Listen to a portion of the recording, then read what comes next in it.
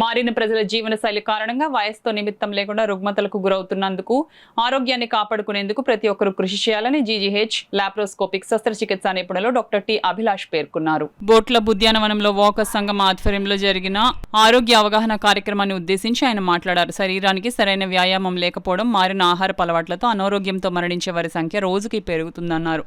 సాధ్యమైనంత వరకు కల్తీ లేని ఆహారం తీసుకోవాలన్నారు. నిత్యం నడక వంటి వ్యాయామం చేయడం ద్వారా ఆరోగ్యాన్ని కాపాడుకోవచ్చునన్నారు. రోగనిరోధక వ్యవస్థ బలంగా ఉంటే జబ్బులు రావని, లేకుంటే శరీరం లోపల రకరకాల అవయవాలు దెబ్బతినే అవకాశం ఉందన్నారు. ముఖ్యంగా ఈ వేసవి కాలంలో తేలిగ్గా జీర్ణమయ్యే ఆహారాన్ని తీసుకోవాలని డాక్టర్ అభిలాష్ తెలిపారు. ఈ కార్యక్రమంలో వాకర్స్ సంఘ అధ్యక్షులు అడబల రత్నప్రసాద్, కార్యదర్శి డాక్టర్ దాసరి శ్రీధర్, ప్రసాద్ నాయుడు, సూర్యనారాయణ, చింతపల్లి సుబ్బారావు, శ్రీవాణి, కుమార్ యాదవ్, యానమల రామం, కొమ్మూరు శ్రీనివాసరావు, బుద్ధరా సత్యనారాయణ రాజు తదితరులు పాల్గొన్నారు. కన్ఫ్యూజ్ అవుతుంటారు.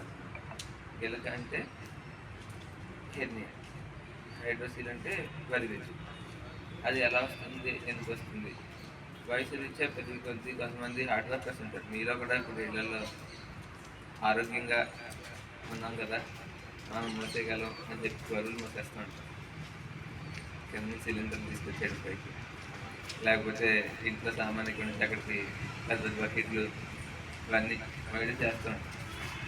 వాటి వల్ల వస్తాయి. కొంతమంది స్వతహాగా ఏంటంటే ఓన్లీ గజ్జల్లో మేల్కి గజ్జల్లో వస్తాయి.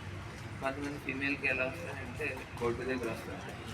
లేదు, ఆల్రెడీ ఇంతకుముందు ఆపరేషన్లు అయ్యి ఉంటాయి కదా, పెద్ద ఆపరేషన్లు అయ్యి ఉంటాయి. లేదంటే డెలివరీ అప్పుడు ఆపరేషన్ జరిగి ఉంటుంది. అలాంటి ఆపరేషన్కి వయసు పెరిగే కొద్ది ఏమవుతుందంటే మజిల్ వాల్ వీక్నెస్ రావడం వల్ల, ఆ తర్వాత మనం బరువులు అది మోయడం వల్ల, వీటి వల్ల ప్రెషర్ పెరిగి అబ్డామినల్ ప్రెషర్ పెరిగి హెర్నియా వచ్చే అవకాశం ఉంది.